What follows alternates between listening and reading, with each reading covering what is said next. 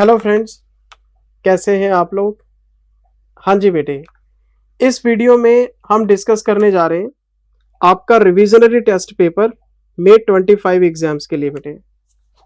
और ये बात सारे बच्चे जानते हैं कि एग्जाम से पहले एक आरटीपी और 2 एमटीपी हर बार आते हैं।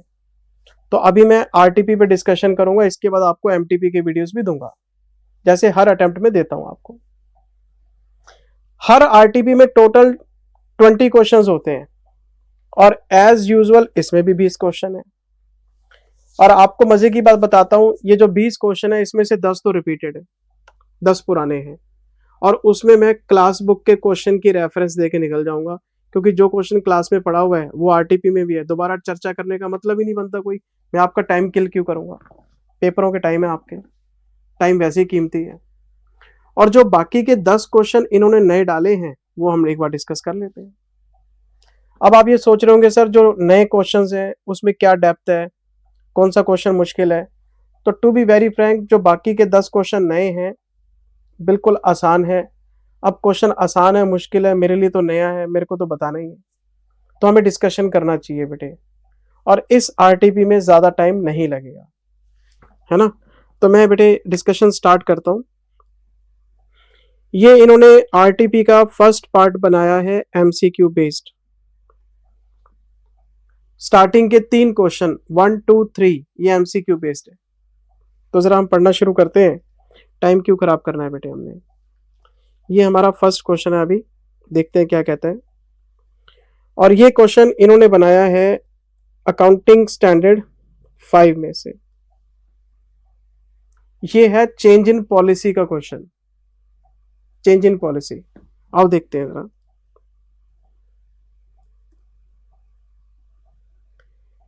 इन the books of G Limited, company का नाम है G, closing inventory as at March 24 amounts to 10,40,000 on the basis of FIFO। मैं लिख लेता हूं, एक तो मुझे डेट बता रहा है, एक मुझे इन्वेंट्री बता रहा है, और एक मुझे वैल्यूएशन मेथड बता रहा है FIFO। स्टॉक की बात चल रही है।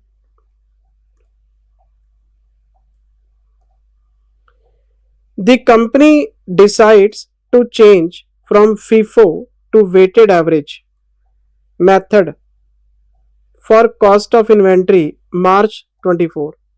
ये जो FIFO यूज कर रहे हैं इसको ये वेटेड एवरेज मेथड में लेके जाना चाहते हैं। तो जब हम FIFO से वेटेड एवरेज जाएंगे तो ये चेंज इन पॉलिसी है। और जो चेंज इन पॉलिसी है उसमें 2 चीजें होती हैं। पहला, हमें रेट्रोस्पेक्टिवली उसकी एडजस्टमेंट करनी पड़ती है, और दूसरा फुल डिस्क्लोजर देना पड़ता है कि हमने पॉलिसी चेंज की है फाइनेंशियल स्टेटमेंट्स में। और जितना भी रेट्रोस्पेक्टिव इफेक्ट आता है वो प्रॉफिट एंड लॉस में जाता है। हमें देखना चाहिए जरा आगे। ये तो चेंज इन पॉलिसी का क्वेश्चन आ गया जी। On the basis of weighted average method, closing inventory as on March 24 amounts to 880। अगर मैं वेटेड एवरेज लगाना शुरू करता हूं तो इस इन्वेंट्री को मुझे 880 करना पड़ेगा। कोई बात नहीं, क्लोजिंग स्टॉक कम करना पड़ेगा। क्लोजिंग स्टॉक कम करेंगे तो प्रॉफिट कम हो जाएगा। तो कितने का इफेक्ट आ रहा है, अगर मैं 1040 को 880 से डिफरेंस देखता हूं 160, 1,60,000 से आपका प्रॉफिट गिरेगा। और इस पे हम फुल डिस्क्लोजर देंगे चेंज इन पॉलिसी पे कि due to change in policy there is a decline in profit by 160। ये तो कोई खास बात नहीं, अभी तक हमें पता ही कि ये चेंज इन पॉलिसी है और प्रॉफिट पे इंपैक्ट आएगा इसका, और उसका डिस्क्लोजर भी देना है। Realisable value of inventory as on 31 March 12 lakh rupees, आपको एनआरवी बता रहा है, और इसकी एनआरवी है 12 लाख रुपए। आपको पता है AS2 क्या कहता है, कॉस्ट और NRV which ever is lower. तो विच एवर इज लोअर तो 8.8 ही आएगा। मतलब ये जो लाइन है ये बेकार है हमारे लिए। NRV is higher than cost, so we should ignore the amount of NRV. We can consider NRV only in one case, one and only case, जब ये कॉस्ट से कम आती है। पर ये तो कॉस्ट से ज्यादा, इसको छोड़ो, बेकार की चीज है। अब क्वेश्चन हमें आगे कहता क्या है।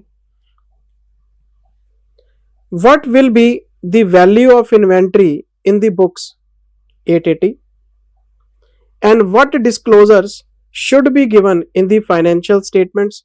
Full disclosure regarding change in accounting policy. ये कोई कहने वाली बात है? पहला स्टॉक 880 का आएगा, दूसरा डिस्क्लोजर देना है।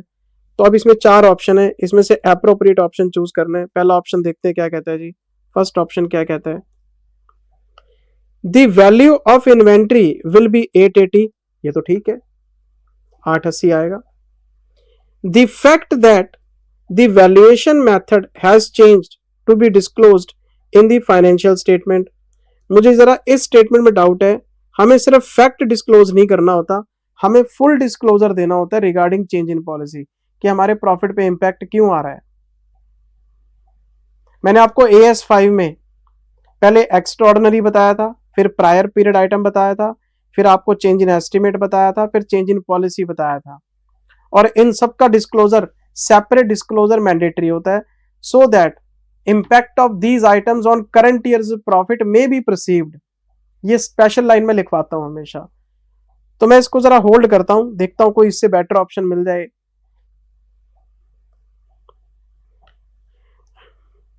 The value of inventory will B 12 lakh, ये तो गलत है, इन्वेंट्री तो चेंज हो गई है, ये भी गलत है। क्लोजिंग स्टॉक तो 12 लाख हो ही नहीं सकता जब पॉलिसी चेंज हो गई है। The value of inventory will be 880, first part इसका भी सही है। Full disclosure with the amount the valuation method has changed to be disclosed in the financial statement, हाँ जी ये ठीक लग रहा है। सिर्फ फैक्ट बताने से काम नहीं चलेगा, प्रॉफिट पे कितना इंपैक्ट आया ये भी बताना पड़ता है कि 160 से प्रॉफिट गिरेगा। तो बेटर ऑप्शन क्या है? डी। पढ़ने में ए भी ठीक लग रहा है, लेकिन उससे बेटर है डी, फुल डिस्क्लोजर। तो फर्स्ट का आंसर आएगा डी। AS5 का MCQ बना दिया, देखो आप। बच्चा मुझे कहता है कई बार, मुझे एक स्टूडेंट का व्हाट्सएप आया, मेरा नंबर तो सर हर जगह रहता ही है, एक स्टूडेंट मेरे से नहीं पढ़ता, उसका मेरे पास व्हाट्सएप आया कि जिंदल सर हमें MCQ की केस स्टडीज में दिक्कत आ रही है, तो आपके बच्चे के अभी रिसेंटली 95 मार्क्स आए हैं अकाउंट्स के अंदर, तो सर आप मुझे बताओ मैं MCQ को कैसे डील करूं। तो मैंने सिर्फ उससे एक ही बात पूछी कि आप जो अकाउंटिंग स्टैंडर्ड्स हैं उसको कैसे करते हैं। कहता सर मैंने क्वेश्चन की दबा के प्रैक्टिस की हुई है। मैंने बोला कॉन्सेप्ट्स, कहता वो मैंने फ्लो चार्ट से किए हुए हैं, हमारे टीचर ने कॉन्सेप्ट फ्लो चार्ट से करा दिए थे, और आप तो लेते हो 350 घंटे, उन्होंने तो हमें 180 घंटे में कोर्स करा दिया था। तो मैंने बच्चे से एक ही बात पूछी कि 350 घंटे की पढ़ाई 180 घंटे से कंपेयर करोगे तो बाकी का जो 180 घंटे का गैप है, वो मैं कोई क्लास में भजन तो गाता नहीं हूँ, सारे बच्चे जानते हैं, ना मैं क्लास में जोक करता हूँ, ना मैं नाचता हूँ, ना मैं गाने लगाता हूँ, ना मैं कॉमेडी करता हूँ। मैं CA को बहुत ही सीरियस प्रोफेशन मानता हूँ।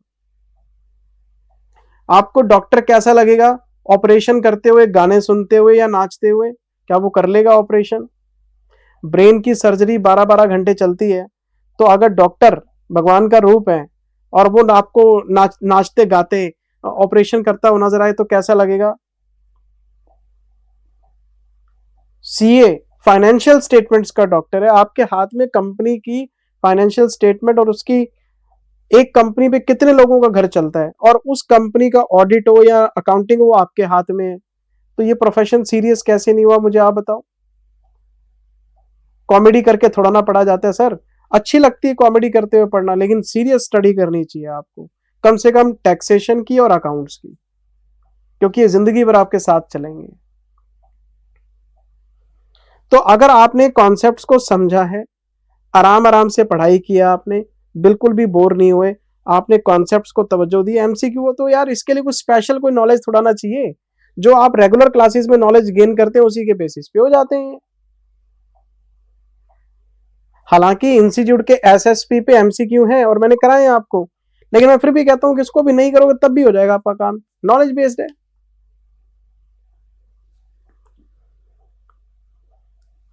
ये पहला क्वेश्चन हो गया जी, मैं दूसरे में आ गया।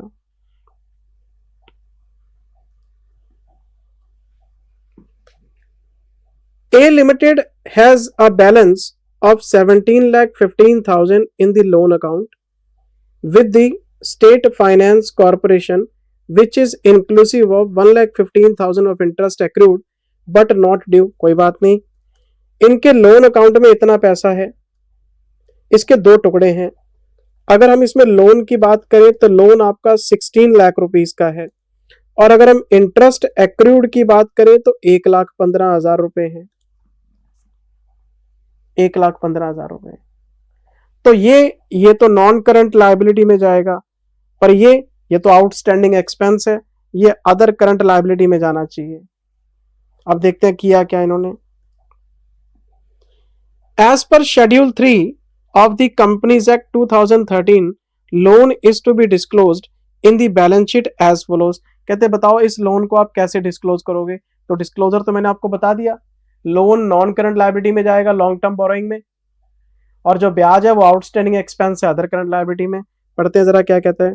पहला ऑप्शन कहते हैं 16 lakh rupees as a secured loan under long term borrowings. ये गलत है सर। सही तो है, गलत कैसे है? इसमें 16 लाख की बात तो सही गई है, 1,15,000 कहां गए? 1,15,000 की चर्चा ही नहीं कर रहा, तो इनकम्प्लीट सेंटेंस है ये। Disclosed 16 lakh rupees as secured loan under long term borrowings, ये तो ठीक है। और 1,15,000 को short term borrowing, outstanding interest कोई शॉर्ट टर्म बोरोइंग होता है? कैसी बातें कर रहा है ये। 16 लाख रुपए को आप लोन मान लो, ठीक है, और 1,15,000 को अदर करंट लायबिलिटीज में, हाँ ये आउटस्टैंडिंग एक्सपेंस है, ये ठीक है। इसका ऑप्शन सी आएगा, सी। पर हमें डी भी पढ़ना चाहिए। डी में क्या कहते हैं? 16 लाख रुपीज को सिक्योर्ड लोन मान लो और नो डिस्क्लोजर फॉर 15 है, गलत बात। अकाउंटिंग करते हैं एक्रूअल बेसिस पे, आपने खर्चा पे किया कि नहीं किया। हम इंटरेस्ट को टाइमली, AS9 याद है, इंटरेस्ट पे टाइम बेसिस लगता है, डिविडेंड AGM बेसिस पे चलता है, रॉयल्टी अग्रीमेंट बेसिस पे, एक्रूअल बेस पे चलती है। कहता है 1,15 को दिखाओ ही मत है, गलत बात। इन्वेस्टमेंट अकाउंट्स पढ़ के आए, उसमें भी एक्रूड इंटरेस्ट बुक करते थे। इसका ऑप्शन है सी। अच्छा, पिछले का ऑप्शन क्या था? डी। ओके, मैं आ गया सर चलते चलते थर्ड MCQ में। क्या कहता है बताओ। Most by products as well as scrap और waste materials by their nature are immaterial. वो बताइए हमें, बाय प्रोडक्ट इमैटेरियल होता है, हमने AS2 में क्वेश्चन किए हुए। Thus these are measured at, by product का ट्रीटमेंट याद है, बाय प्रोडक्ट की जो NRV होती है उसे ज्वाइंट कॉस्ट में से माइनस कर लेते हैं और नेट ज्वाइंट कॉस्ट को एलोकेट कर देते हैं। और मैंने आपको बोला था कि जो बाय प्रोडक्ट है वो NRV बेसिस पे लेना है आपने। तो क्या इसको कॉस्ट पे लेंगे? नहीं, इसकी तो कोई कॉस्ट होती नहीं। कॉस्ट और NRV whichever is lower, नहीं, ये कोई स्टॉक थोड़ा ना जिसकी वैल्यूएशन करोगे। नील, नहीं, NRV। बाय प्रोडक्ट आता है NRV पे।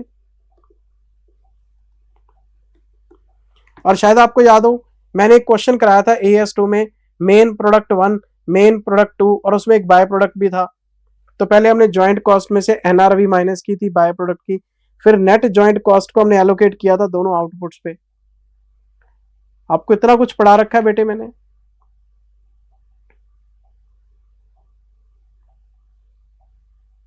मैं YouTube पे देखता रहता हूं, नए नए बच्चे पढ़ाने आ रहे हैं, मटेरियल हमारे रेफर करते हैं कॉन्सेप्ट के लिए। बस उन्होंने क्या किया, स्टडी के साथ कॉमेडी मिक्स कर दी। तो इंटर के बच्चों को लगता है यार ये ज्यादा एंटरटेनिंग है, लेकिन मैं आपको बता देता हूं, अगर अकाउंट्स जैसे सीरियस सब्जेक्ट में टीचर का फोकस हिला, मान लो मेरा ऑब्जेक्टिव पढ़ाना नहीं है, मेरा ऑब्जेक्टिव आपको एंटरटेन करना है, तो फिर मेरा फोकस हिलेगा। फोकस हिलेगा तो मैं 4 चीजें बताना चाहता हूं, 3 ही बता पाऊंगा, क्योंकि चौथी चीज में मेरा फोकस, एनर्जी है ना बेटे टीचर की। अगर मैं ऐसे ऐसे करने लग जाऊंगा तो मैं कहीं ना कहीं डाइवर्ट हो जाऊंगा। मैं घर से सोच के आया हूं कि बच्चे को ये 4 चीजें बतानी है मैंने आज, और मैं लग गया आपको एंटरटेन करने में। वो 4 की 3 या 2 ही रह जाएंगी, 2 तो एंटरटेन में निकल जाएंगी कि मेरा फोकस हिलेगा। थोड़ा सा फोकस हिलता है, बैलेंस शीट टैली नहीं होती। और फिर दूसरा तरीका क्या है, मैं कॉपी खोल के बैठ जाता हूं, यहाँ देख देख के लिखता रहूंगा, बैलेंस शीट टैली करता रहूंगा, आपको एंटरटेन करता रहूंगा। लेकिन उसके लिए फिर हमारे जैसे जो पुराने टीचर हैं उनकी आत्मा नहीं मानती कि मैं कॉपी खोल के पढ़ाऊं आपको। मेरी बात समझ रहे हैं? चलो जी, तो ये बेटे हमारे पास तीन ऑप्शन है, एक है डी, एक है सी और एक है डी। डी सी डी, तीन एमसीक्यू इन्होंने दिए हमें, मैं इनके आंसर आपको चेक कराता हूँ मेरे बच्चे। D C D, D C D बेटे, ये देखो डी सी एंड डी, तीन एमसीक्यू डन। मैं आपको लेके आ रहा हूं क्वेश्चन नंबर 4 में। क्वेश्चन नंबर 4, ये आपको बेटे सेल्फ पढ़ना चाहिए। इसमें इन्होंने पूछा है what do you mean by accrual in reference to AS1 और इसके रीजन बताओ, एक्रूअल बेसिस क्यों चाहिए। एक्रूअल बेसिस का मतलब समझते हो, हम कैश इनफ्लो कैश आउटफ्लो को नहीं देखते। मान लो मैंने किसी को उधार माल बेच दिया, क्रेडिट सेल कर दी, पैसा इस साल नहीं आया, पैसा अगले साल आ जाएगा, कोई बात नहीं, सेल मैं अभी रिकॉर्ड कर लूंगा।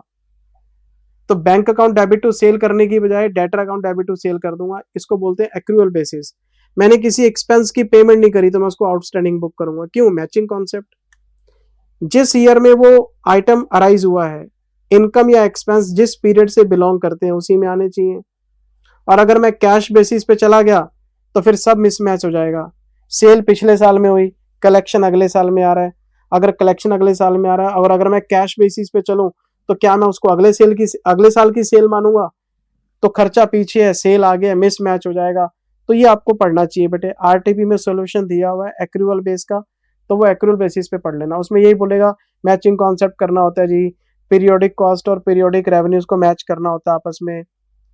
इसलिए हम कैश इनफ्लो और रिसीवेबल दोनों ले लेते हैं, कैश पेड और पेबल दोनों ले लेते हैं,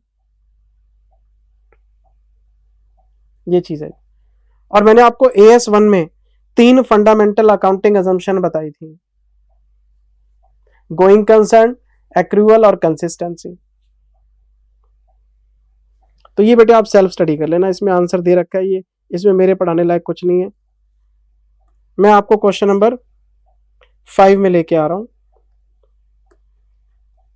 ये है AS2 का क्वेश्चन और ये मुझे नहीं कराना बेटे, ये मेरे पास आपकी लिस्ट बनी हुई है, मैंने मार्क किए हुए क्वेश्चन। आप क्लास बुक में जाओ और क्लास बुक का ये क्वेश्चन नंबर 34 है। और अगर मैं कह रहा हूं तो मैं ढूंढ के लाया हूं, तो आप क्यों मत्था मारोगे? आप इस पे क्रॉस मारो, क्यों टाइम वेस्ट करना है? क्लास बुक का क्वेश्चन नंबर 34 आपने पढ़ा हुआ है, वही डिट्टो क्वेश्चन आ गया। फिर मैं आ गया जी क्वेश्चन नंबर 6 में। किस चीज पे है? कैश फ्लो पे है। ओके, ये क्वेश्चन है जी आपका कैश फ्लो पे। क्या कहता है क्वेश्चन कैश फ्लो में? From the following data of Vishnu limited, जय श्री हरि। सुबह सुबह दिन बन गया सर, भगवान विष्णु का नाम आ गया जुबान पे, कर्म सुधर गए हमारे। जय श्री हरि, जय श्री नारायण, है ना। Prepare cash flow statement from the operating activities. बेटे ध्यान से, कैश फ्लो बनानी है आपने, लेकिन ऑपरेटिंग एक्टिविटीज के लिए। क्या आपसे इन्वेस्टिंग एक्टिविटी मांगा? नहीं। क्या फाइनेंसिंग एक्टिविटी मांगा? नहीं। क्या कैश फ्लो टैली करने के लिए कह रहा है? नहीं। कहता सिर्फ ऑपरेटिंग एक्टिविटीज बना दो।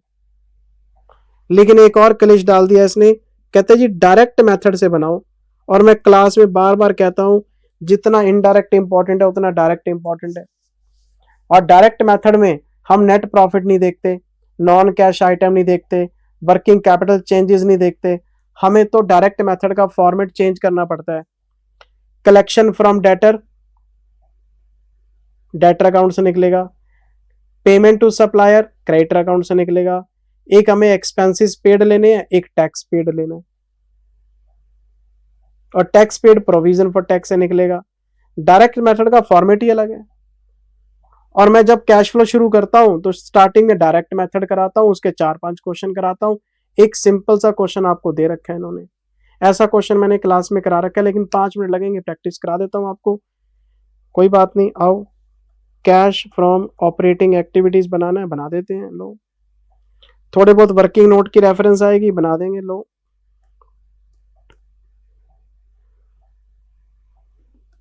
आओ जी, हम चलते हैं स्टेटमेंट ऑफ P&L से। सबसे पहले है सेल। सेल दे रखी है और क्वेश्चन कह रहा है डेटर्स और क्रेडिटर्स क्रेडिट सेल और क्रेडिट परचेज से बने। 2 मिनट का काम है। आओ, ये तो हो गए मेरी सेल। बैलेंस शीट में आओ, ये रहे मेरे ट्रेड रिसीवेबल, एक ओपनिंग है एक क्लोजिंग है। तो मैंने बनाया यहाँ पे, आपको नोटिंग करने की जरूरत नहीं है, आरटीपी में आंसर है इसका।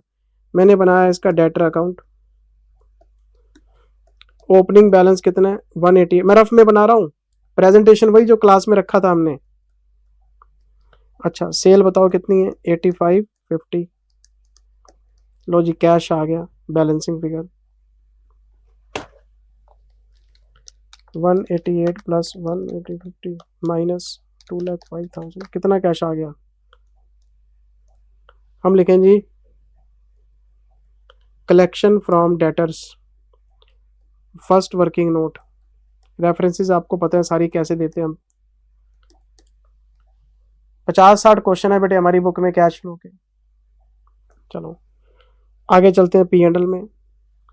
फिर हमारे पास है कॉस्ट ऑफ सेल्स 56 लाख। तो मैंने आपको क्लास में बता रखा है कि कॉस्ट ऑफ सेल से पहले हमें परचेज निकालनी पड़ेगी और फिर परचेज से हम क्रेडिटर अकाउंट बनाएंगे। कैसे? ये देखो, cost of sale opening stock plus purchase minus closing stock. Cost of sale आपको दे रखी है 56 लाख। ओपनिंग स्टॉक बताओ कितना है जी? ओपनिंग स्टॉक है 165। परचेज मुझे निकालनी है। क्लोजिंग स्टॉक है 120। तो परचेज निकालनी है तो 56 लाख रुपीज है। हम इसमें 120 प्लस कर लेंगे, 165 माइनस कर लेंगे।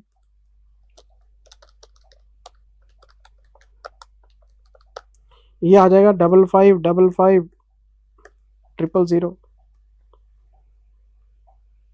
ठीक है, अब बनाएंगे क्रेडिटर अकाउंट। एक ओपनिंग है एक क्लोजिंग है एक परचेज है, तो पेमेंट आ जाएगी। लो मुझे बताओ क्रेडिटर का ओपनिंग क्लोजिंग कितने हैं? 2,15,000, 1,95,000, 2,15,000, 1,95,000 और 555500।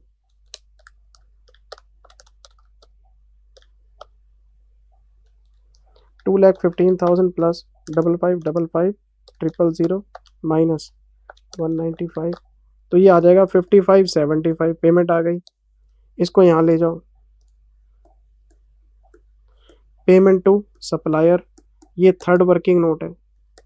Sir second working note calculation of purchase, पहले परचेज निकलेगी फिर ही तो आएगा ये, तो 5575 लेस हो जाएगा। बच्चों वाले क्वेश्चन है बेटे।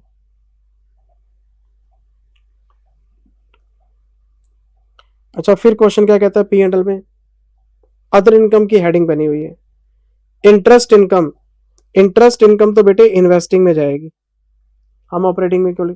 अगर हम क्वेश्चन इनडायरेक्ट मेथड से बना रहे होते तो मैं ऑपरेटिंग से लेस करता, इन्वेस्टिंग में ऐड करता, पर मैं तो डायरेक्ट से बना रहा हूं, मैं तो सीधे सीधी चीजें लिखूंगा। चल इन्वेस्टिंग हमें नहीं चाहिए। फायर इंश्योरेंस क्लेम रिसीव्ड, हाँ ये कौन सा आइटम है? Extra ordinary item. तो जब हम टैक्स पेड लिखेंगे उससे ऊपर लिख लेंगे इसको हम, ये तो ऐड होगा। कॉम्पनसेशन मिला हमें, मैं लिख देता हूं टैक्स पेड से पहले। मान लो यहाँ पे टैक्स पेड आ रहा है, मान लो यहाँ पे टैक्स पेड आ रहा है तो उससे ऊपर लिखेंगे हम compensation received 110 extra ordinary item. इसको अलग से दिखाना होता है। अच्छा आगे चलते हैं, क्या कहता है क्वेश्चन? डेप्रिसिएशन इनडायरेक्ट में चाहिए। एडमिनिस्ट्रेशन एंड सेलिंग एक्सपेंसेस 1540 के हैं। बैलेंस शीट में जाओ, कोई आउटस्टैंडिंग एक्सपेंस है क्या? ये भी हो गया, ये भी हो गया ना जी ना, कोई आउटस्टैंडिंग एक्सपेंस नहीं है, कोई प्रीपेड एक्सपेंस नहीं है। तो फिर जितने P&L में सारे पेड हैं, तो ये तो पेड है सारे के सारे। अब लिखो यहाँ पे एक्सपेंसेस पेड 1540। अगर कोई प्रीपेड होता या कोई आउटस्टैंडिंग होता तो खाता बनाते, फिर वहां से पेमेंट निकाल के लाते। ये तो रेडीमेड फिगर हो गई। इंटरेस्ट एक्सपेंस फाइनेंसिंग में जाएगा। फॉरेन एक्सचेंज लॉस, ये तो नॉन कैश है। अकाउंटिंग स्टैंडर्ड 11 सबने पढ़ा हुआ है, मॉनिटरी आइटम्स को क्लोजिंग रेट पे दिखाते हैं, और जब मॉनिटरी आइटम्स को क्लोजिंग रेट पे दिखाते हैं तो एक्सचेंज फ्लक्चुएशन होता है, वो पीएनएल में जाता है। इसका कैश फ्लो से क्या लेने देना, ये तो नॉन कैश है। और मैं तो क्लास में बोलता हूं कि अगर इनडायरेक्ट से क्वेश्चन बना रहे हो तो इसको नेट प्रॉफिट से रिवर्स करो और उस आइटम से भी रिवर्स करो। अगर आपने मान लो डेटर बढ़ा रखे हो, फॉरेन करेंसी डेटर्स हैं, उसको बढ़ा रखा आपने मॉनिटरी आइटम्स की वजह से, तो पहले नेट प्रॉफिट से लेस करते हैं नॉन कैश इनकम, फिर डेटर को ठीक करते हैं, फिर वर्किंग कैपिटल चेंजेस निकालते हैं। तो ये तो डायरेक्ट का क्वेश्चन है, सीधा इग्नोर कर दो, हमें नहीं चाहिए भैया। इनकम टैक्स 95,000 रुपए का, लो जी पीएफटी अकाउंट बनाओ, एक ओपनिंग, एक क्लोजिंग, एक पीएनएल, एक बैंक। बताओ जी, ये 65 है, ये 48 है और ये 95 है। 65 48, ये 65 है, ये 48 है, ये 95 है। लो जी माइनस करो, कितना आ गया, 1,12,000। ये टैक्स पेड आ गया, यहाँ लिखेंगे टैक्स पेड 1,12,000 रुपये लेस। लो जी क्वेश्चन खत्म, पैसा हजम।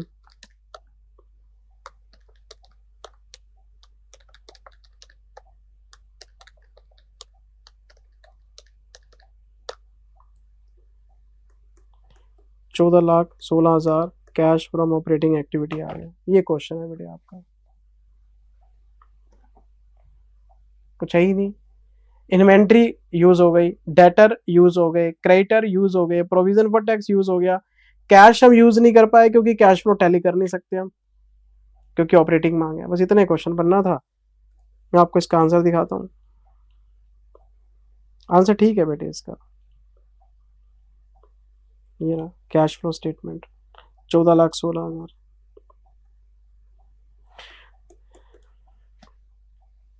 ये इन्होंने वर्किंग नोट बना रखे हैं, पहले परचेज निकाली, फिर क्रेडिट अकाउंट बनाया, डेटर अकाउंट बनाया, प्रोविजन फॉर टैक्स अकाउंट बनाया। ये देखो सेम प्रेजेंटेशन। चलो क्वेश्चन नंबर 6 भी हो गया। क्वेश्चन नंबर 7 पे आते हैं जी।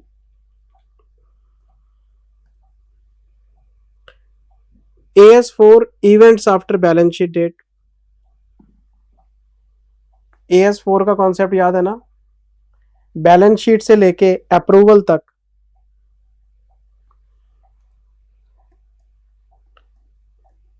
1/4 से लेके 31 मार्च, और ये बोर्ड ऑफ डायरेक्टर का अप्रूवल, इस पीरियड में जो चीजें होती हैं उनको एडजस्टिंग नॉन एडजस्टिंग में कैटेगराइज करना होता है। तो AS4 में क्या पूछ लेगा, आपसे ये पूछेगा कि ये आइटम्स हैं, बताओ कौन सा एडजस्टिंग है कौन सा नॉन एडजस्टिंग है। तो अभी बता देते हैं, हमने क्लास में बहुत सारे क्वेश्चन किए हैं ऐसे। वैसे मैं आपको बताऊं, ये हमारी क्लास बुक का क्वेश्चन नंबर 21 है, लेकिन इसमें एक पॉइंट एक्स्ट्रा दे रखा है, मैं इसलिए डिस्कस कर रहा हूं उसको।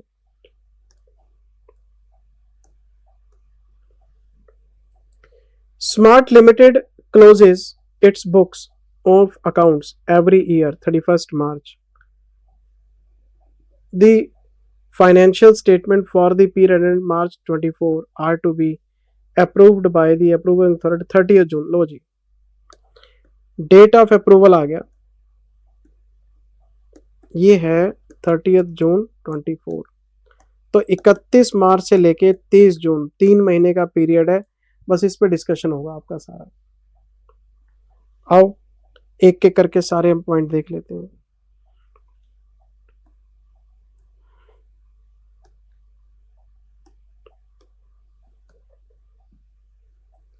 Smart Limited has an inventory of 50 machines costing 5,500 per machine 31st March 24।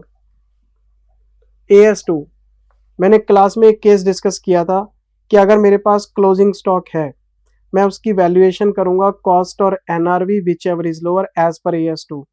लेकिन AS4 ये बात कहता है अप्रूवल से पहले अगर NRV गिरा, मतलब अकाउंट्स अभी फाइनलाइज नहीं हुए और आपको इन्वेंट्री का NRV गिरता हुआ नजर आया, तो आपको उसको एडजस्ट कर देना है बैलेंस शीट डेट को वैल्यूएशन के टाइम पे, क्योंकि अप्रूवल से पहले ही आपको पता लग गया कि ये इन्वेंट्री आपको लॉस देगी।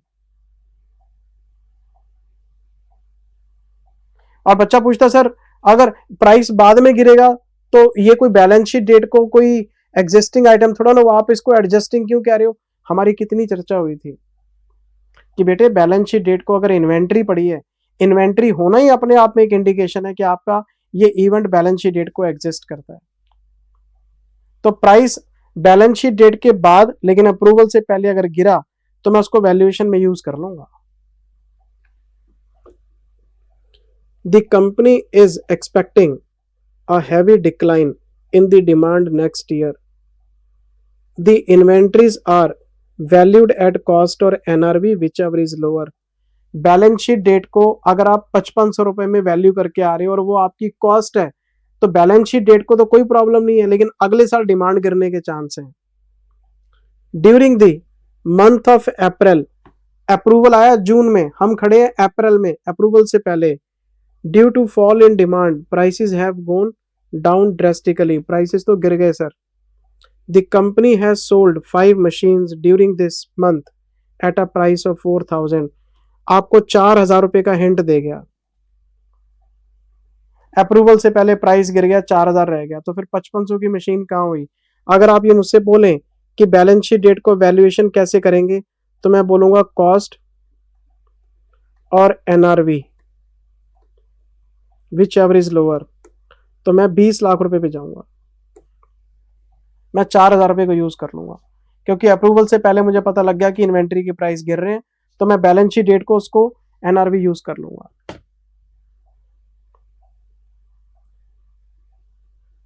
इन्वेंट्री होना ही अपने आप में इंडिकेशन है। अगर ये प्राइस बैलेंस शीट डेट को गिरते तब भी तो एडजस्ट कर ही लेते हैं, तो अप्रूवल से पहले पता लग गया, अब एडजस्ट कर लो, क्या दिक्कत है, ये एडजस्टिंग इवेंट है आपका।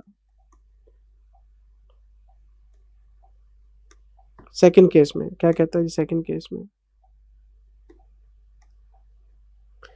A fire has broken out in the companies godown 15 अप्रैल, बस क्वेश्चन खत्म। मैं हमेशा कहता हूं एक तो फायर का केस और आग लगी है 15 अप्रैल को, बैलेंस शीट तो 31 मार्च को तो आप बता ही नहीं सकते कि आग लगेगी नहीं लगेगी, ये तो नॉन एडजस्टिंग होता है हमेशा।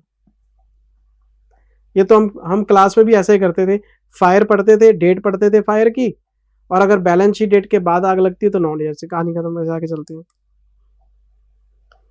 The company has entered into a sale agreement on 30th March to sell a property for consideration 750, which is being carried in the books of 550 at the year end. 5.5 lakh की property 7.5 lakh का agreement हो गया, agreement to cell बोलते हैं इसको, agreement हो गया आपका, ठीक है। The transfer of risk and reward and sale is complete in the month of May 24. सबसे खतरनाक लाइन है ये, risk and reward. Risk and reward का मतलब पोजेशन नहीं दिया आपने, एग्रीमेंट तो हो गया, पोजेशन अभी बाकी है, और जो सेल है ये कंप्लीट हुई है मई में, ना आपके पैसे आए ना आपने पोजेशन दिया, तो ओनर तो आप ही बने हुए हो, और ये सेल कब कंप्लीट हो रही है, मई में, नॉन एडजस्टिंग है। अगर इस क्वेश्चन में ऐसा लिखा होता कि हमने पोजेशन दे दिया है, रजिस्ट्री हो गई है, बस पैसे नहीं आए, तो कोई बात नहीं, हम सेल मान लेते हो। ना आपने रिस्क ट्रांसफर किया, मतलब ओनरशिप ट्रांसफर नहीं हुई, पोजेशन नहीं दिया, सेल भी कंप्लीट नहीं हुई, तो कुछ किया ही नहीं, तो एग्रीमेंट बनने से क्या हो जाएगा। तो अगर आपको कोई पैसे वैसे मिले होंगे उसको एडवांस फ्रॉम कस्टमर दिखा देंगे, रजिस्ट्री तो कंप्लीट होनी चाहिए।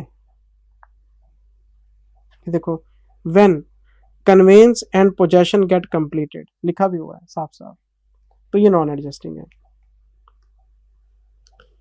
The company has received during the year 22-23 a government grant of 15 lakhs for the purchase of machine, grant आई है सर मशीन के लिए, AS 12 पड़ा हुआ है, 2 मेथड, एक एसेट रिडक्शन एक अमोर्टाइजेशन, दोनों आपको आते हैं।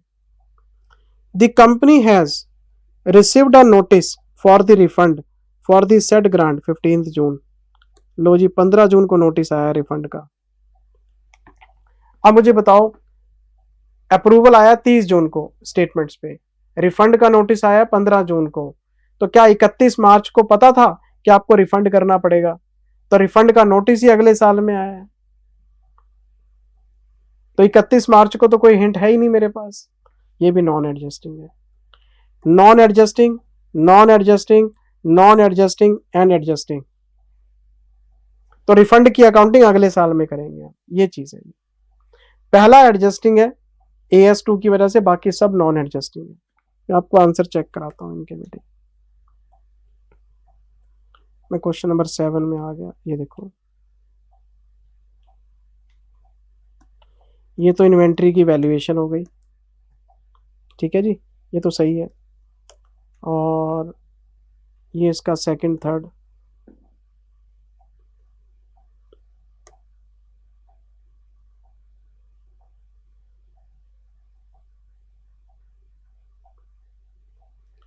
a fire took place after balance sheet date during next year, hence corresponding financial year should not be adjusted, non adjusting हो गया।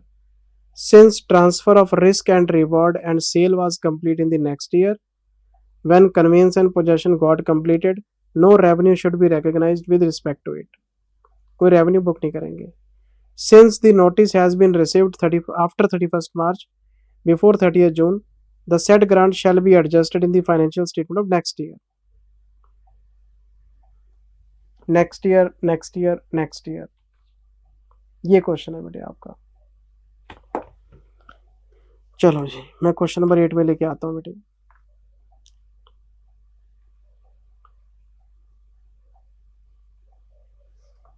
एट, लो 8 भी कर लेते हैं।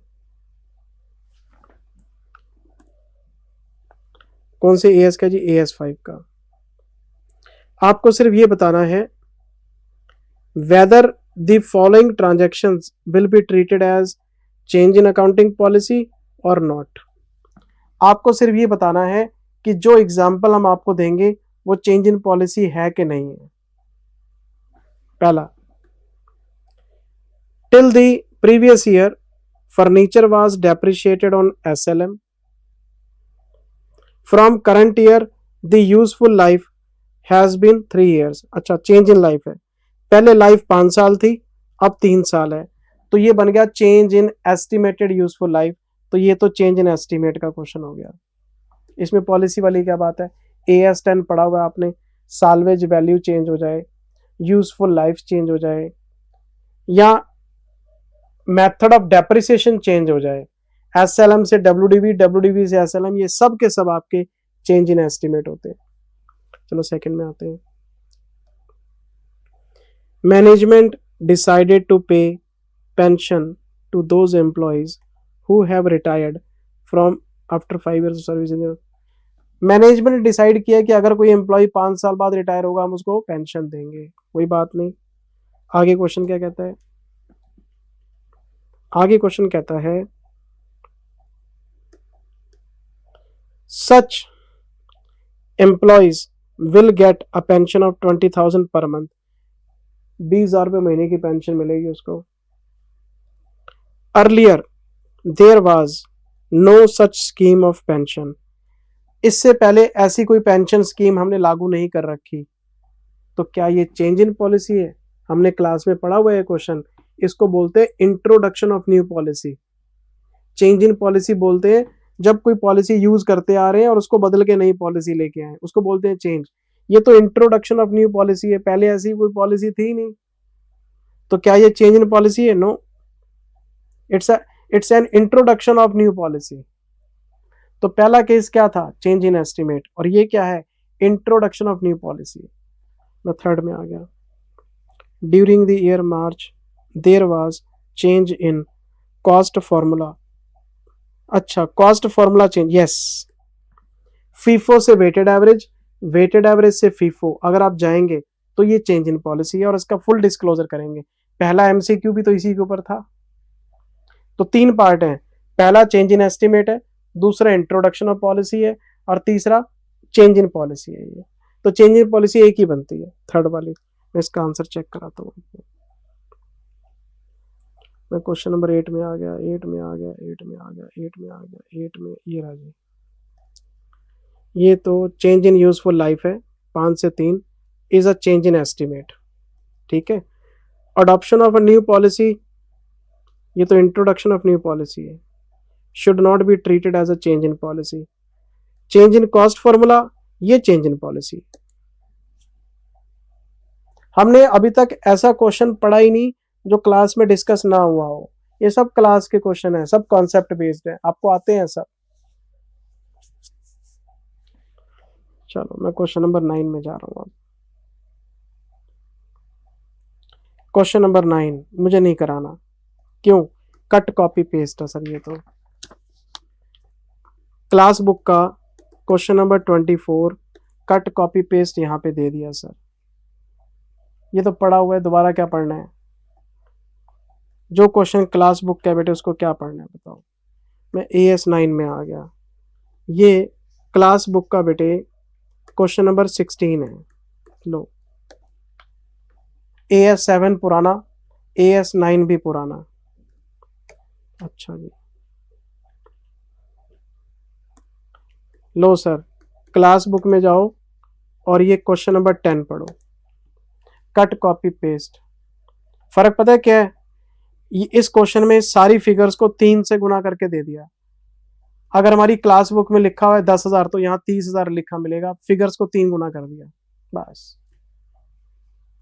पहले वाले दो तो कट कॉपी 3 से गुना करके दे दिया। चलो फिर मैं आ गया क्वेश्चन नंबर 12 में। AS11 का क्वेश्चन है सर। लो पढ़ते हैं जरा क्या कहता है क्वेश्चन। जिंदल से कोई नया कॉन्सेप्ट? अरे नहीं, सब पढ़ा हुआ है आपने, 5 मिनट लगेंगे बस। Legal limited is engaged in the manufacturing of rubber, okay, for its plant, ध्यान से पढ़ना, plant fixed assets, वो PPE, it required machineries of latest technology, इनको मशीन चाहिए। it usually resorts to long term foreign currency borrowings for its fund requirement, ये वही case बन गया पैराग्राफ 46 वाला। इनको अपनी एसेट खरीदने के लिए लोन चाहिए और लोन लेंगे फॉरेन करेंसी में। फॉरेन करेंसी में लोन लेंगे तो वो मॉनेटरी आइटम बनेगा, क्लोजिंग रेट पे रिपोर्ट करेंगे, एक्सचेंज फ्लक्चुएशन आएगा और वो फ्लक्चुएशन आपका एसेट अकाउंट में कैपिटलाइज हो जाएगा। फिर उसके बाद वो डेप्रिसिएशन निकालेंगे। मैंने तो आपको क्लास में एग्जांपल करा रखे हैं, फॉरेन ब्रांच में भी करा रखा है, same question. On 1st April 23, it borrowed $1 million from international funding USA when exchange rate was 63. 1 million का मतलब 10 लाख डॉलर हो गया, 63 से मल्टीप्लाई किया तो 630 lakhs हो गया। The funds were used for acquiring machines, okay, on the same date to be used in 3 different plants. सारा पैसा मशीन में लगा दिया। यूजफुल लाइफ कितनी है? 10 years। जब हम डेप्रिसिएशन निकालेंगे तो 10 साल के हिसाब से, और साल्वेज वैल्यू कितनी है? 30 लाख। अगर सारे फिगर लैक्स में है तो ये 30 lakhs है, डेप्रिसिएशन के टाइम पे काम आएगा। अरे छोड़ो सब चीज़ें, अगले पेज पे आओ, मुझे तो बस क्लोजिंग रेट बता दो, मुझे क्लोजिंग रेट बता दो, और मेरा क्लोजिंग रेट है 62 का बस। 31 मार्च 24 को 10 लाख USD को मैं 62 से 620 lakhs, तो 10 लाख रुपए का एक्सचेंज गेन आ जाएगा। मेरी लायबिलिटी बढ़ने की जगह कम हो गई। मैंने जब लोन लिया था तब 63 का रेट था, आज 62 का रेट है, डॉलर गिर गया, लोन कम हो गया, एक्सचेंज गेन हो गया। तो करना क्या है? मेरी जो मशीन है 630 lakhs की कॉस्ट थी, मैंने पहली एंट्री पास की होगी, plant and machinery account debit 630, to long term borrowing 630। अब मैं एंट्री पास कर रहा हूँ, लॉन्ग टर्म बोरिंग्स डेबिट, आपको नोट करने की जरूरत नहीं है, 10 टू एक्सचेंज गेन 10, और सेकेंड एंट्री पास करूंगा, exchange gain debit 10 to plant and machinery 10। अगर मेरा लोन कम होगा तो मशीन की कॉस्ट भी कम होगी, तो मेरी जो मशीन की कॉस्ट है 630 माइनस 10 620, मेरे को डेप्रिसिएशन निकालना है, 620 माइनस 30 डिवाइड बाई 10, ये मेरी साल्वेज वैल्यू है। तो 620 माइनस 30 डिवाइडेड बाई 10, डेप्रिसिएशन आ गया 59 का, तो क्लोजिंग बैलेंस कितना आ गया 561। लो जी, मुझसे पूछो लोन कितना, मैं बोलूंगा 620, monetary item at closing rate. मेरे से पूछो एसेट की क्लोजिंग वैल्यू कितनी, मैं बोलूंगा 561, डेप्रिसिएशन कितना, मैं बोलूंगा 59। ये देखो ना क्वेश्चन की रिक्वायरमेंट क्या है। Comment whether legal limited can capitalise the exchange difference to the cost of asset. Yes, कर सकते हैं। लोन अगर एसेट के लिए है तो फ्लक्चुएशन आप कैपिटलाइज कर सकते हैं। If yes then calculate the depreciation amount 59 और मशीन की वैल्यू बतानी है आपको। लो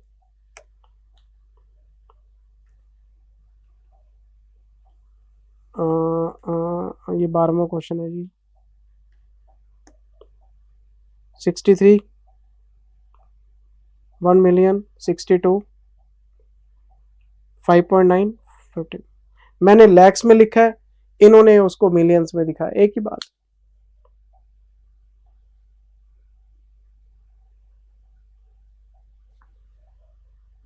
हमने इसको लिखा है 630, इसको लिखा है 10, इसको लिखा है 620, इसको लिखा है 59, ये आ गया 561। बच्चों वाला क्वेश्चन है बेटे, तो बात है, बताओ कोई ऐसी चीज जो अपने क्लास में डिस्कस ना कर रखी और आपको आरटीपी में नजर आ जाए, पर इनका भरोसा कोई नहीं, कभी कभार आरटीपी में भी नए क्वेश्चन डाल देते हैं ये, इसलिए आरटीपी डिस्कस होती है।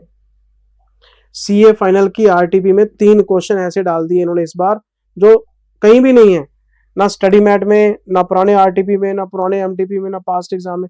3 क्वेश्चन स्ट्रेट फॉरवर्ड नए। क्यों? क्योंकि IFRS बनते हैं यूके में, वहां से चोरी करके यहाँ ले आए, वहां क्वेश्चन नहीं आया, यहाँ डाल दिया। इनको कुछ आता थोड़ा ना है, चोरी करते हैं ये सब चीजें। सबसे आसान काम होता है बेटे दूसरों की मेहनत चुराना और उस पर लेबल लगा के बेच देना। मैं यूट्यूब पे ढेरों टीचर्स को जानता हूं जो मेरे अकाउंटिंग स्टैंडर्ड्स की रिसर्च को पढ़ाते हैं,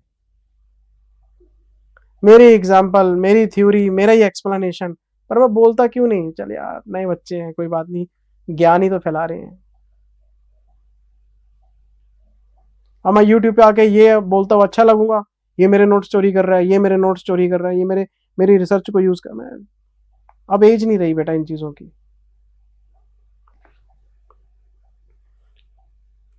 चलो आगे चलते हैं।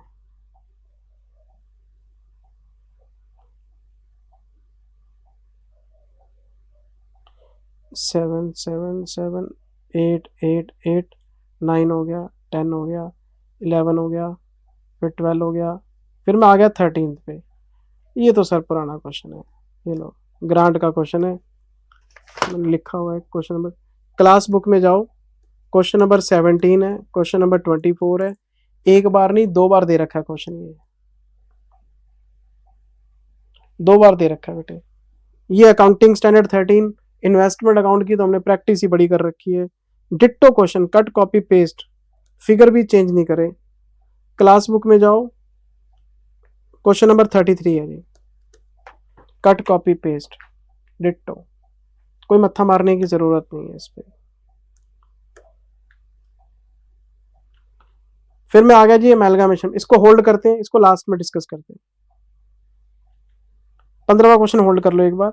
लो जी क्वेश्चन नंबर 16 बोरिंग कॉस्ट, मेरे को नहीं पढ़ाना, क्लास बुक में जाओ, क्वेश्चन नंबर 3, क्वेश्चन नंबर 17 दो दे रखे हैं, डिट्टो कट कॉपी पेस्ट।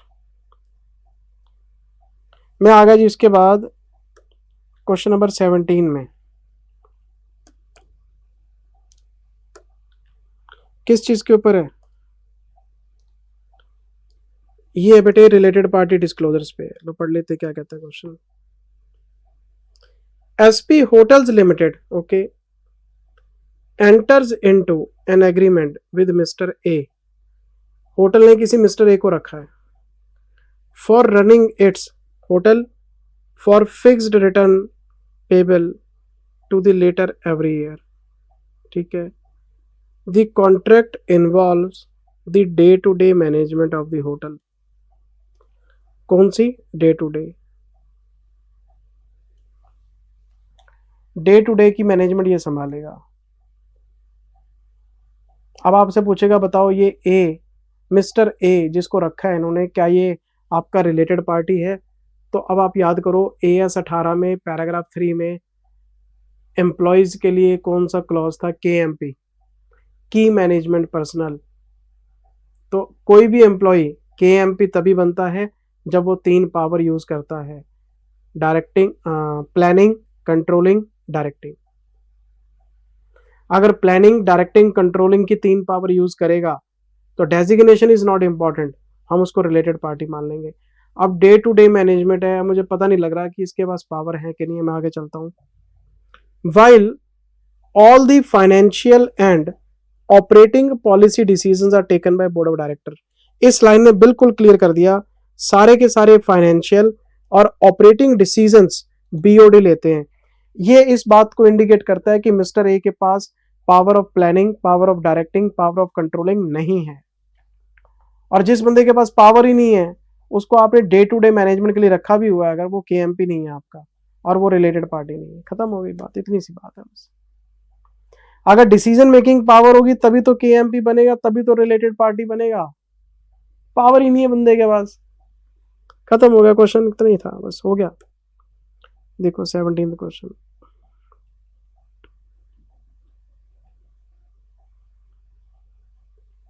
कहाँ गया भाई? ये रहा जी।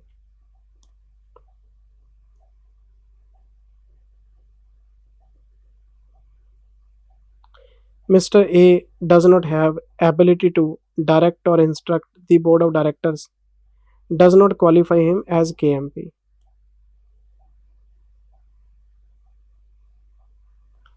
In the given case, in the absence of share ownership, Mr. A would not be considered to exercise significant influence on a hotel, even though there is an agreement between power to manage company. Further, this planning, directing, controlling तो है नहीं, ऊपर से share भी नहीं है इसके पास, तो कोई कंट्रोल नहीं है, कोई सिग्निफिकेंट इन्फ्लुएंस नहीं है, कोई पावर नहीं है, कैसे मानोगे रिलेटेड पार्टी?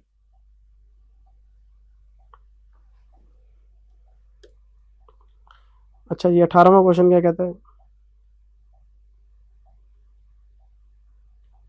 ये तो लीज का क्वेश्चन है सर, किया हुआ है हमने। कौन सा क्वेश्चन है ये? क्लास बुक का क्वेश्चन नंबर 2 है सर, ये डिट्टो क्वेश्चन है सर ये। अरे भाई साहब ये तो क्लास बुक का क्वेश्चन नंबर 1 है, एक्स्ट्रा क्वेश्चंस का। AS 20 में एक एक्स्ट्रा क्वेश्चन दिए, उसका पहला question cut copy paste ditto चिपका दिया।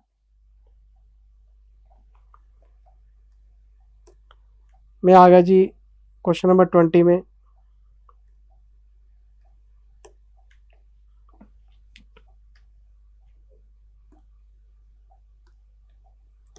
AS 29 है प्रोविजंस का, कंटीजेंट लायबिलिटी का और कंटीजेंट एसेट्स का। प्रोविजन कब बनाते हैं हमने डिस्कस किया हुआ है। There should be some present obligation whether legal और constructive, it should be due to past events, outflow must be probable and there should be some reliable estimate. 4 condition बताई थी आपको,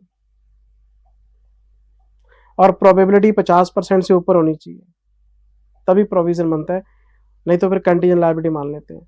और कंटीजेंट एसेट्स को तो इग्नोर ही करना होता आपने। इनफ्लो पे बात नहीं करते हम, सिर्फ आउटफ्लो की बात करते हैं। सब पढ़ा हुआ है जी, मैं शुरू करता हूँ। पहला case,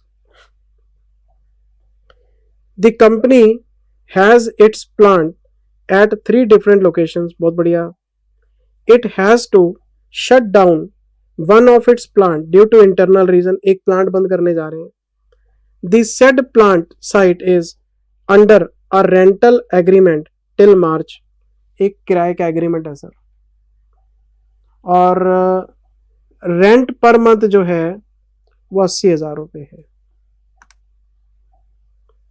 if the company cancels the agreement it has to pay a penalty equal to 6 months rent. 80,000 रुपये का रेंट है, 6 महीने की पेनल्टी है, 480 आपको देने पड़ेंगे।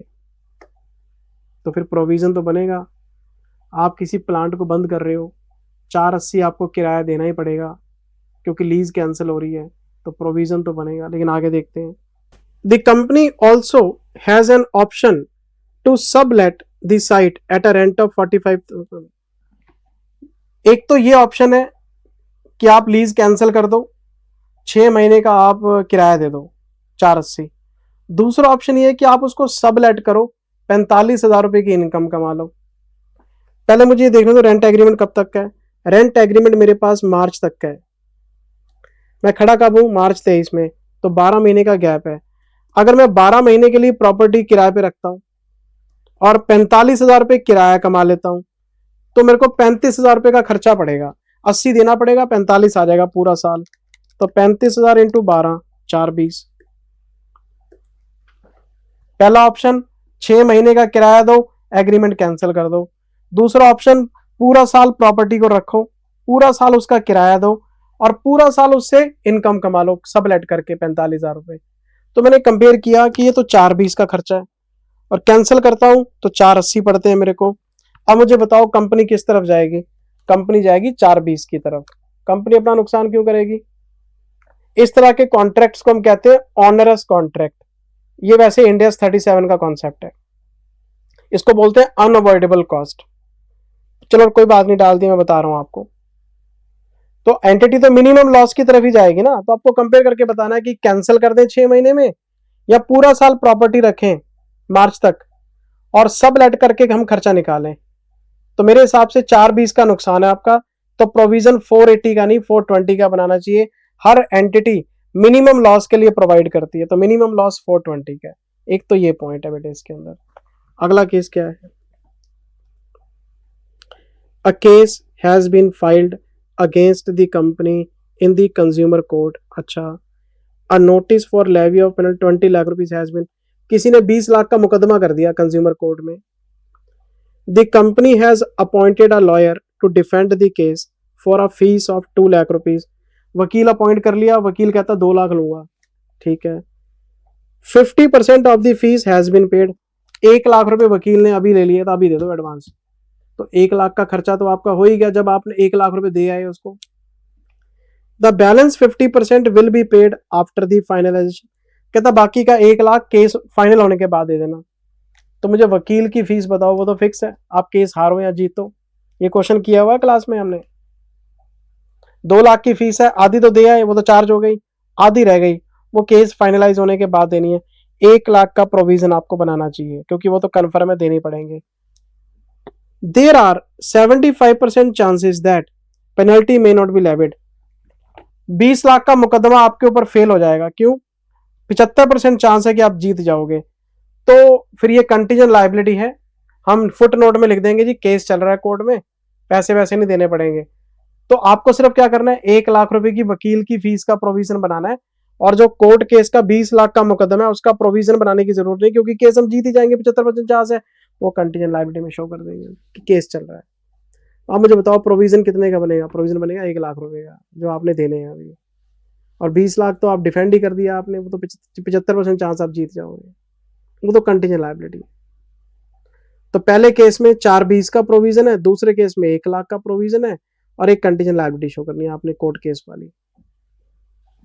एक और केस दे रखा है जी हमें। The company had committed to supply a consignment worth ₹1 crore to the one of dealers. 1 crore रुपए का माल सप्लाई करने का कंसाइनमेंट है हमारे पास, 1 करोड़ का माल भेजना हमने, okay. As per the contract if delivery is not made on time, अगर टाइम पे डिलीवरी नहीं हुई तो compensation of 15% of the value is to be paid. आपको 15% कॉम्पनसेशन देना पड़ेगा। अगर 1 करोड़ का माल है, 15 लाख का कॉम्पनसेशन है। 1 करोड़ का माल भेजना आपने, अगर टाइम से नहीं पहुंचा, 15 लाख आपको देने पड़ेंगे। While the consignment was in transit, one of the truck carrying goods 30 lakh rupees met with an accident। एक ट्रक में 30 लाख का माल चढ़ा हुआ था और एक्सीडेंट हो गया। It was, however, covered by insurance.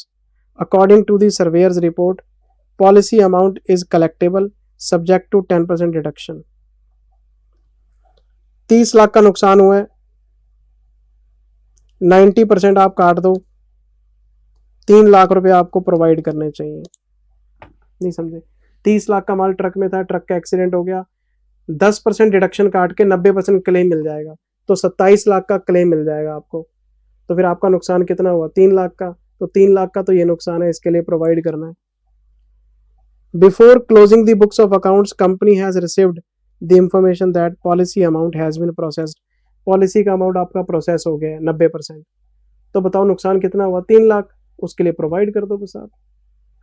अब एक और बात, आपका 30 लाख का माल उसके पास पहुंचा नहीं, तो 15% के हिसाब से 4.5 लाख वो भी मांगेगा आपसे।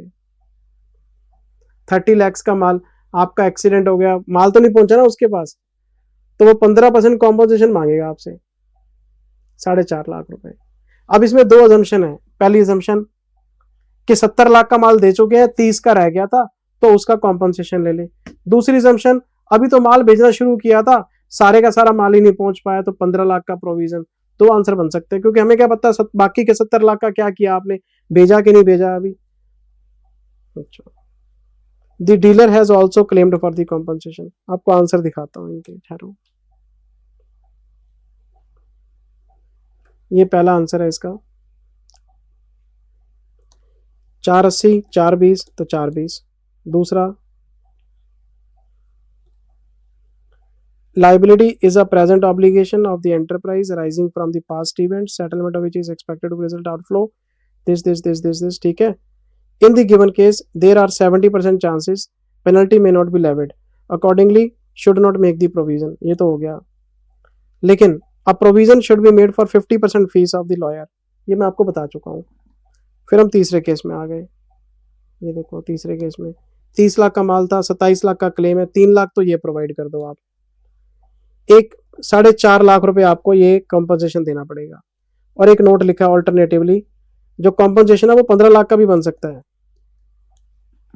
4.5 लाख का भी बन सकता है। ये अज्यूम करके कि 70 लाख का माल दे दिया था, 30 का रह गया था, उसका कॉम्पनसेशन ले ले भाई। दूसरी असम्पशन, अभी तो माल बेचना शुरू किया है, सारा माल ही पेंडिंग पड़ा है, 15 लाख का कॉम्पनसेशन ले लो। दोनों आंसर पॉसिबल है, लेकिन बेटर ऑप्शन क्या है? बेटर ऑप्शन ये है बेटे, पहला आंसर हमेशा बेटर होता है। ये आपकी आरटीपी है। एक क्वेश्चन नंबर 15 रह गया अमेलगमेशन वाला, उस पर भी आ जाओ।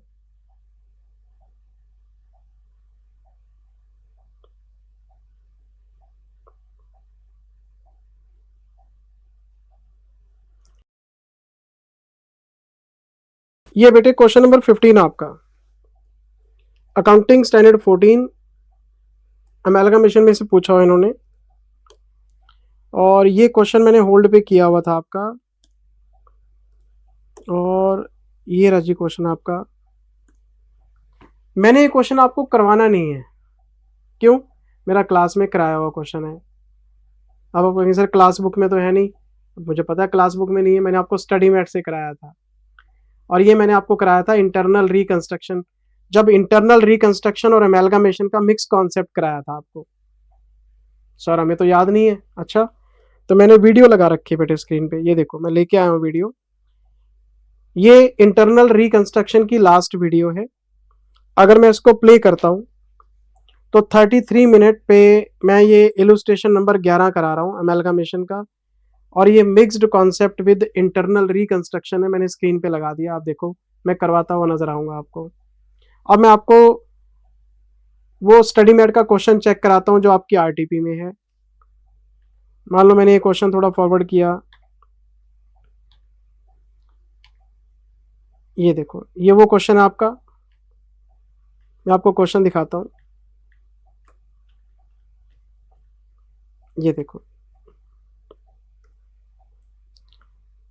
अगर आप इसमें देखें तो इसमें एक तो मर्जर का कॉन्सेप्ट है, एक इसमें पहला पॉइंट है कि बैंक ने पैसे वेव ऑफ कर दिए हैं। मेरी बात समझ रहे हैं? इस क्वेश्चन में इंटरनल रिकंस्ट्रक्शन और अमेलगामेशन दोनों मिक्स्ड है, और ये क्वेश्चन इन्होंने अमेलगामेशन में इलुस्ट्रेशन नंबर 11 दिया हुआ था।